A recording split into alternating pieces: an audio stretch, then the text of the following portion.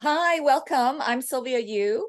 I'm really excited to introduce my next guest. Christina Tan is an award-winning sales success coach in Singapore, and we'll delve into her proven systematic approach to drive multi-million-dollar deals.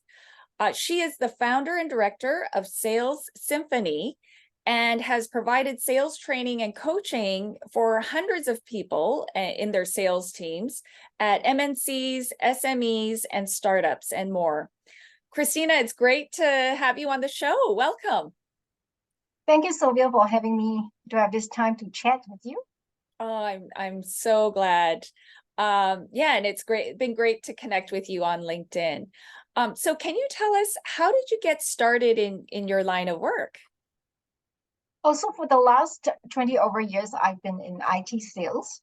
And I remember that when I was a young salesperson, I wasn't sure how to go about selling.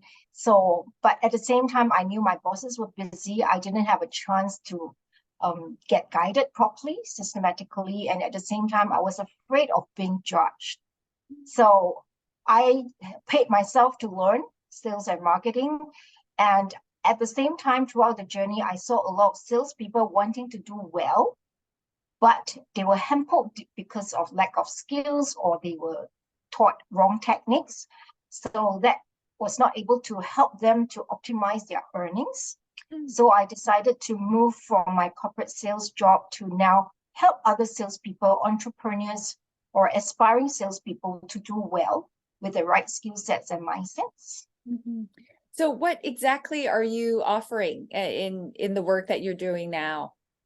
So I'm actually the founder of Sales Symphony, which is a sales training, coaching, and consultancy firm.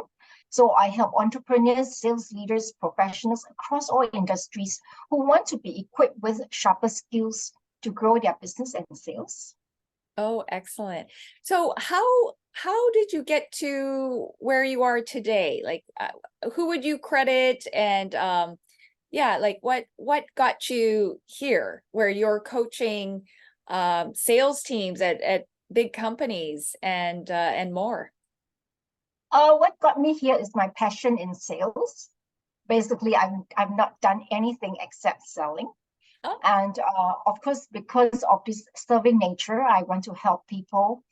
And what got me here basically is going through the rough patch myself, personally experiencing the challenges. And I would like to help people shorten the pain, avoid costly pitfalls, because every opportunity is precious, not just for ourselves, but also for the organization, of which a salesperson carries the responsibility to pay for other people's salary. And that is what got me here, to forego the past and start a new future with the community. And of course, LinkedIn is very, very instrumental in helping me break new markets, make new friends like yourself and a lot of others. Yeah. before we go into how LinkedIn has been instrumental, would you be open to sharing like a difficulty that you were able to overcome and that brought, a lot of strength and resilience? So as I mentioned, if you imagine you and I 20 years ago, we are fresh and we know nothing very much, and bosses would give us KPI, right? And then you'll be like, sure, I have a quota, a big quota, and the whole Singapore is yours, the whole financial or manufacturing sector is yours. Just hit your target. I mean, usually that's how it goes. I think salespeople out there could, or business people could identify with it. Then how exactly do we do it? That is that black box, the missing piece. And of course, in theory, we know we need to get the budget of the customer, the timeline, who are the decision maker, but how to ask to get all this information is another skill set altogether. So those were the issues that I have, like fumbling, like having fear, how to start, when to ask, who to ask. So Wow. I've gone through that trauma. But Yeah. of course, of course, you're not going to tell your boss that I'm tongue-tied in a meeting or I'm stuck, right? And you just have to get moving. And every time you do it, of course, initially by trial and error. So that's why I got myself equipped professionally. I went to some training. I even got myself a diploma in marketing. I got myself immersed in consultancy strategy courses so that I would sound more confident and I could guide my customer as a sales consultant towards technology solutions, and of course also picking up technology jargons and reading technical white paper so that I could communicate effectively with my sales customers counterpart, because they are engineers, they are CIO. So it is not easy. And of course, I have a community of pre-sales, post-sales people, my vendors, my partners, who go alongside with me to give me the support technically and commercially. So Christina, if you had a Christina Tan when you were just starting out, that would have made all the difference? Could you repeat? What do you mean by? Oh, no, just if the you today, if you were someone like you were available to coach you when you were just starting out, how would that have made a difference? I have better sleep at night. I know. I may have fewer wrinkles and white hair. I probably can close even more deals. So I would shorten my sales cycle. I'd be more confident instead of sometimes making mistake and wasting opportunities. You know, Christina, you're not alone. And it's surprising how many bankers I've heard tell a similar tale where they were just thrown in the deep end with no guidance, nothing. And it was sink or swim. And they really suffered silently, right? Yeah. It's unbelievable. So it's common. Okay, I'm just absolutely surprised that you use banking, because I am praying hard that I can get into this sector, because I mean my own world was technology and IT, and I just open up the financial services sector, and of course banking is definitely one I would be like keen to help, because it's whether or not I'm a banker is not as important as being able to help bankers firm up appointment and Absolutely. pitch. So once you get a face time with your customer, then that's where your expertise will come in, which I would not say that I have all the banking financial acumen to do this, but the sales part, which is the soft skills part, to network, to generate leads, how to build trust, build rapport, is that part where we could actually work out a very comprehensive system. Yeah, no, and more companies are hiring coaches for their senior executives. But no, I have heard from many bankers who really said, you know, they suffered a lot because they were pressured to find these clients on their own, and they didn't know where to start. They didn't know what to do. And, you know, in the course of communicating with you to book you on this show, I could tell like you're very good at clinching the deal. Like you were, you know, on via WhatsApp, you're like, okay, what time? What day? And I just thought, wow, Christina, that's the secret, like where you got to nail down the specifics with somebody, right? And so can you tell us some secrets on, let's say, LinkedIn? Because this has been a fabulous, very amazing and helpful platform to me, and I think to you, in finding new friends, new contacts, new clients. So what are some of the secrets that you want to encourage people who are watching? How can they maximize this platform to, I don't know, get more sales, find new clients? What are your secrets, Christina? The secret is to attend my class. Any Okay. teasers? Any teasers? No, okay, so let's be honest. I mean, if you happen to see my featured post on LinkedIn, when I celebrated my third anniversary for Sales Symphony, about more than half of the attendees are actually from the financial services sector, which in the past I used to deal with IT personnel. Yeah. And these are a whole group of people that I never know. And these are actually friends whom I got to know on LinkedIn because of my posting. I was just talking about my passion, my techniques in sales, and it sort of attracted attention from this industry because it is a very heavily sales-centered domain, right? And that was how it kickstarted people coming to me and trusting me to give them some tips in sales or sales leadership. And that was basically the secret, is to build a brand on LinkedIn, to be professional in the content, that we are not wasting other people's time when they read, or at least it must be inspiring, enlightening, and provoke thoughts and actions where they know that they can come to you if they have questions. And if they come to you, you will be professional to give them practical tips. And that is how it snowballed to actual business opportunities. And of course, to get myself a bit more visible, I may also connect and engage in their posts to let them know I exist. Yeah. After understanding their profile, that probably this will be a group of people who might need my help or find me adding value to the community. So that is just baby step, but systematically and thoughtfully crafted as a strategy. But of course, we go by the flow, that when people feel relatable to you, they know you have things to offer. That is the so-called open secret, that if you look at my posts, how I engage with people and how I really bring online connections to offline. So when you are in Singapore, I'm in Hong Kong, let's meet up. Yes, definitely. So Christina, do you sell immediately, like on LinkedIn messages, or do you do like a soft approach and just you build the relationship first?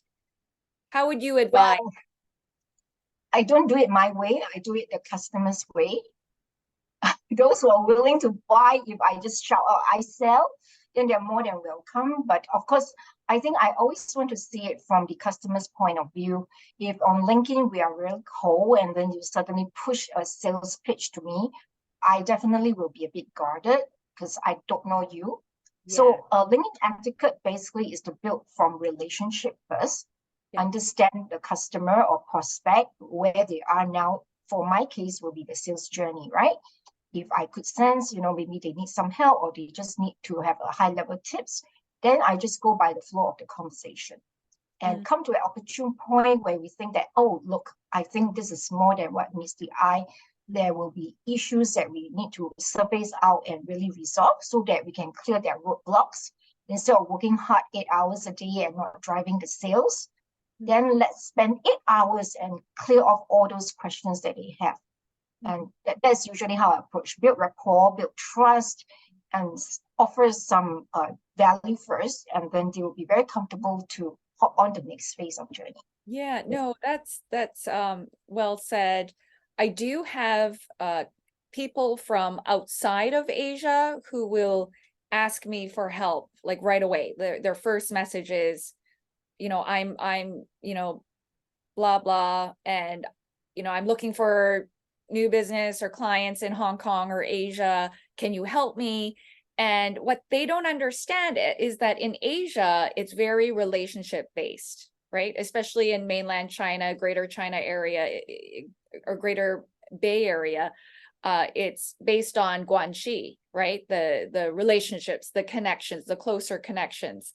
So do you also do cross-cultural sales coaching too, for like international firms who want to break into the Asia market? I'm just curious. I do have inquiries. In fact, today I'm supposed to help a German group of SME. Yeah. I told them it's too short notice. I mean, I do see inquiry coming in. But for now, because I do not do a lot of regional work because of family, I don't really sell regionally. I focus on Singapore. But if I peel down to the basic, it's mutual respect, cutting across all industry. I mean, I know there are certain culture, they are more direct. So in order to balance this cross-cultural, is to go on midpoint in moderation, right? So if I wasn't sure if this customer or this culture is direct or not, it will play safe to just spend 1 or 2 minutes to build rapport first. It will never go wrong, right? And then, of course, the second part is, because I think in Hong Kong, Singapore, we are very efficient people. Sometimes we don't like to beat too long around the bush. So I will time myself. If I were to do a call, I make sure I build rapport within 30 seconds, and then I do my quick elevator pitch, and then I go to the point. But there's a warm-up, so it's not too abrupt. Likewise on LinkedIn, I may have one or two gentle messages, and then, okay, if I sense it's the right time, then it's okay. So it depends on how we construct the approach. Yeah. And do you rehearse the elevator pitch in your mind or out loud? How do you go about that? My elevator pitch is so simple that I don't have to rehearse. Good. Because Wow. it's like I just to the point. My Yeah. company, Sales Symphony, we provide sales training and coaching. If any company would like to grow their sales revenue, we can explore talking further. Then, of course, if I want to differentiate myself, is that I have been more than 25 years in the industry. I sell from SME to MNC across all industry. And then that's how you dig deeper, right? If they're interested, then there will be airtime. But first and foremost, they must be interested to equip themselves with skills to drive more revenue. So that's the service offering. So what kind of advice would you give to people who haven't taken your course yet and are interested? How does one get better at closing deals, from multi-million-dollar deals to, smaller figures?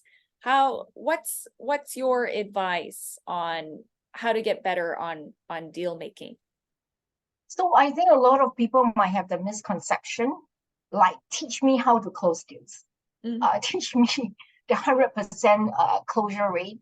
But I think sales is a complex process that we can make simple. It is actually a journey, so we cannot just focusing on closing deal technique. You got to start right. You got to start with the right customer prospect, someone who is willing to recognize your value and will be able to afford your services. Then you progress to the second and third stage, which is to follow up, to ask questions, to understand their needs, how you could help them to solve, and then propose the right solution with the right pricing, understanding the competitive landscape, which in this case, a bulk of it will be your consultative selling with questioning technique. Only when you ask good questions into finite details, then you're able to strategize well to fight against the very stiff competition, so that eventually, including pre-sales customer service, where customers like you, trust you, and they will already be assessing you, right? Even if it is a 60-minute sales call, for the question of how, like what you say, we firm out a meeting, how proactive you are, how you follow up, all the way to a proposal. By the time it's already 70 or 80%, the customer will make a decision. And then that is where you just do your final touches after the proposal to follow up, fine tune, and close. So it is in totality. So the more you practice with proper skill sets and approach, the better you get, and your winning rate will be a lot higher. Do you think anyone can do this, or do you think you're born with it? If you attribute that at 5 years old, I can close deal. I just haven't tried it at 3, so I'm not sure if it's born. Well, is it an innate talent, is what I'm trying to say? Is it innate, or do you think this is something that you can cultivate and really do well at? Oh, it's just like math, right? I mean, all of us can learn the fundamental.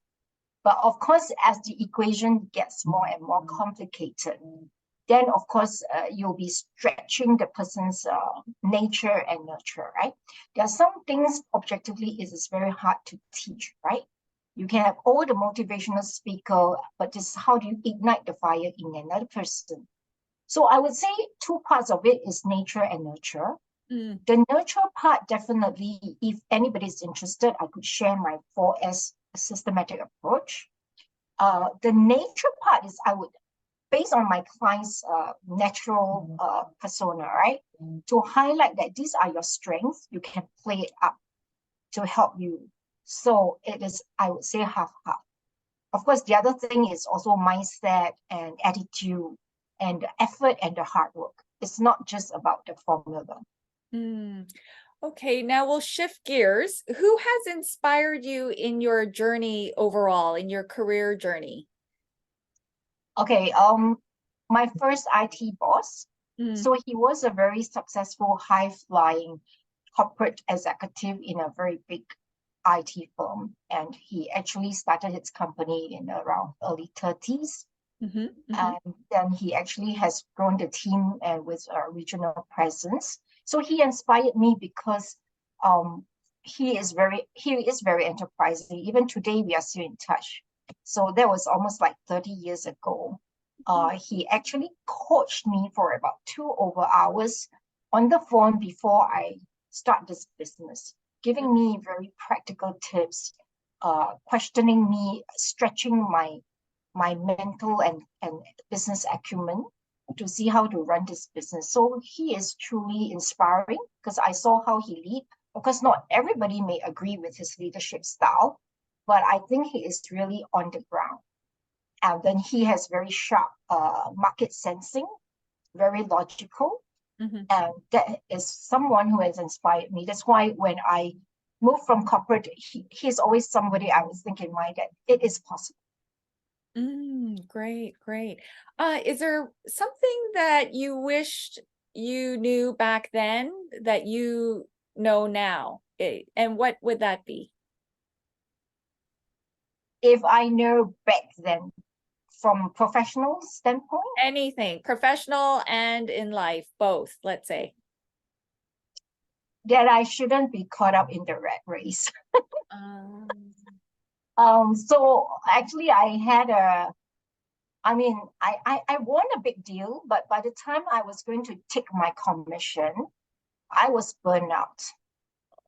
And I just couldn't function anymore, and I had to kiss my commission goodbye, even though my boss told me that you can take 1 month leave, and then I was setting very high benchmark. Like if I close a 10 million deal, what's next? What's next? Maybe I should chase for 100 because it no longer satisfies me. And how many $10 million deal do you come across, right?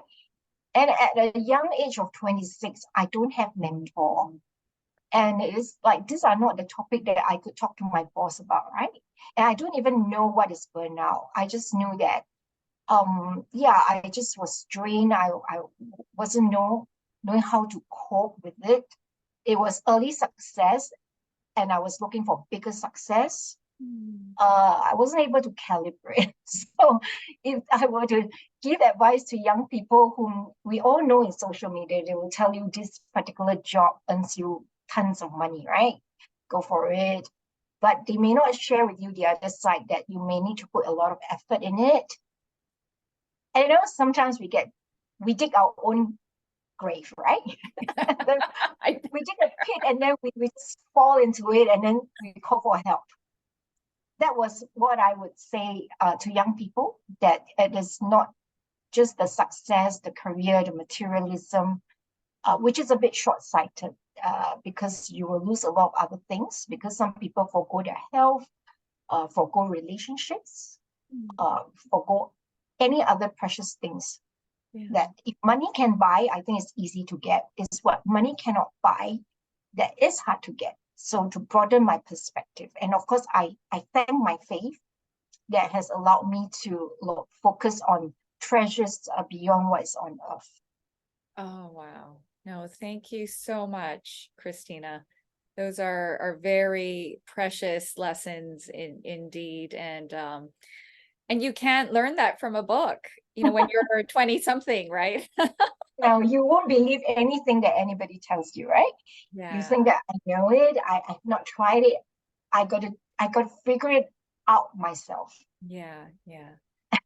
Thank you so much. So for those of you who are watching, feel free to add Christina Tan, check out her course and what she offers. She's a real dynamo. And I've had the pleasure of connecting with her, and hopefully we will meet in person sometime soon, Christina.